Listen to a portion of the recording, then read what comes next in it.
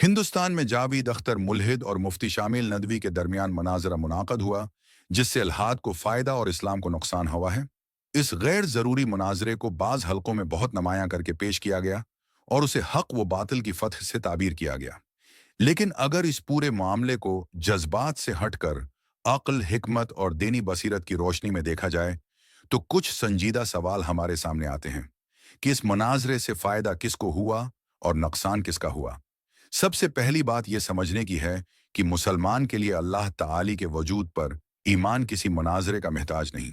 मुसलमान पहले ही इस बात पर यकीन रखता है कि अल्लाह खालिक़ी कायनात है, और ये ईमान वही, फितरत और दिल की गहराइयों से जड़ा हुआ है। लेकिन ऐसे मनाजरे जहां अल्हाद को एक बाकायदा प्लेट फार्म दिया जाए और उसे इल्मी और फिक्री सतह पर पेश किया जाए, वहां असल फ़ायदा किसको पहुंचता है? अगर हम ज़मीनी हकीकत देखें, तो इस मुनाजरे के बाद क्या अल्हाद के मानने वालों की तादाद कम हुई, या मुसलमानों में से कुछ लोग फिक्री इंतशार का शिकार हुए? ये एक हकीकत है कि मजबूत अकीदा रखने वाला मुसलमान ऐसे मनाजिरों से मुतासिर नहीं होता। लेकिन माशरे में ऐसे लोग भी मौजूद होते हैं जिनका ईमान मजबूत नहीं होता, जिनके जहन में पहले ही सवालात और शकूक होते हैं। जब वो इल्हादी दलाइल को बार बार सुनते हैं, शेयर होते देखते हैं और सोशल मीडिया पर उन्हें बढ़ा चढ़ाकर पेश किया जाता है, तो बैद नहीं कि उनके दिल में शुकूक पैदा हों और उनका ज़हन आहिस्ता आहिस्ता अल्हाद की तरफ माइल हो जाए।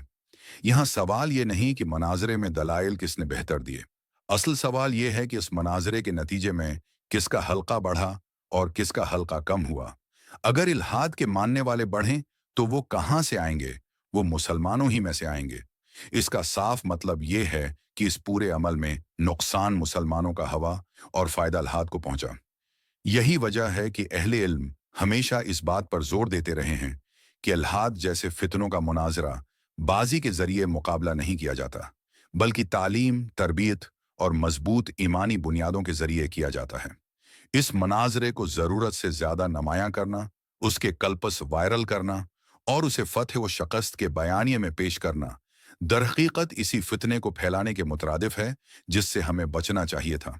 ये मुनाजरा अगर न होता, तो न मुसलमानों का कोई नुकसान होता और न अल्हाद को ये मौके मिलता कि वो खुद को एक मजबूत फ़करी मुतबादल के तौर पर पेश करे। इसलिए ज़रूरत इस बात की है कि हम वक्ती जोश से निकल कर दूरअंदेशी से काम लें। हर वो चीज़ जो बज़ाहिर दिफ़ाए इस्लाम के नाम पर हो, ज़रूरी नहीं कि वो वाकई इस्लाम के हक़ में भी हो।